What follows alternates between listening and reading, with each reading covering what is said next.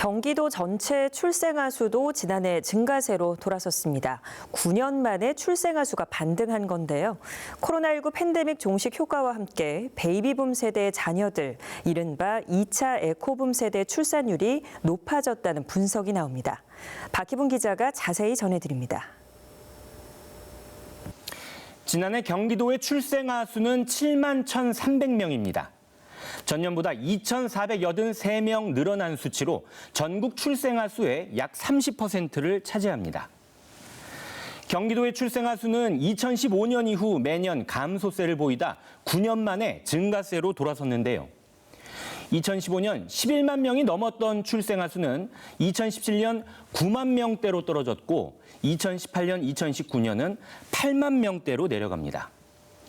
그리고 코로나19 팬데믹이 본격적으로 시작된 시점인 2020년부터 7만 명대까지 곤두박질 치는데요. 2023년엔 더 급격하게 줄어들어 6만 8천 명대까지 역대 최저치로 줄어듭니다. 팬데믹으로 인해 혼인이 줄어들면서 출생아도 급격히 줄어드는 양상을 볼 수 있습니다. 그리고 팬데믹 종식 이후로 결혼이 늘어나면서 자연스럽게 출생아 수도 늘어 그 효과가 지난해 나타난 것이란 분석이 나오고 있습니다. 지난해 경기도 합계 출산율은 0.79명으로 전국 평균보다 0.04명 더 많았습니다. 특히 과천과 화성, 평택시는 합계 출산율이 1을 넘어 평균치를 크게 웃돌았는데요.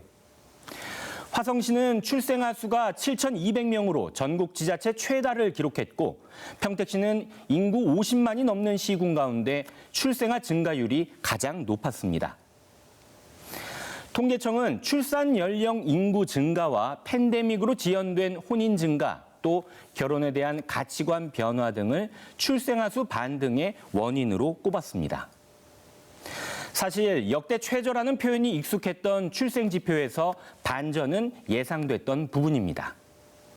그 이유는 팬데믹 종식 이후 혼인이 늘어난 것도 있지만 1990년대 초반에 태어난 이른바 2차 에코붐 세대에서 찾을 수 있는데요. 1984년부터 1990년까지 연간 출생아 수는 60만 명대였습니다. 하지만 1991년부터 1995년까지 이례적으로 70만 명대 아이가 태어났는데 그들의 부모가 바로 2차 베이비붐 세대였기 때문입니다.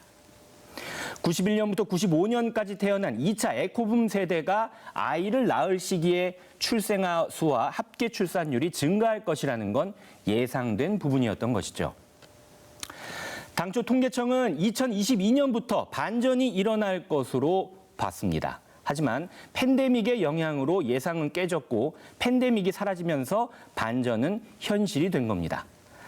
저출생 문제 대응을 위해 인구 톡톡위원회를 운영하고 있는 경기도는 지원 정책을 더 확대해 결혼과 출산, 양육의 부담을 줄이는 환경을 만들어간다는 계획입니다. 아직 확신은 이르지만 이러한 합계 출산율 반등 흐름이 지속되도록 최선을 다할 것입니다. 경기도는 사람을 소중히 여기는 휴머노믹스 인구정책 추진과 아울러 360도 언제나 돌봄과 기회경제, 주 4.5일제 등 경기도 인구톡톡위원회와 도민참여단이 합심하여 추진한 결과가 도움이 된 것이라고 보여집니다.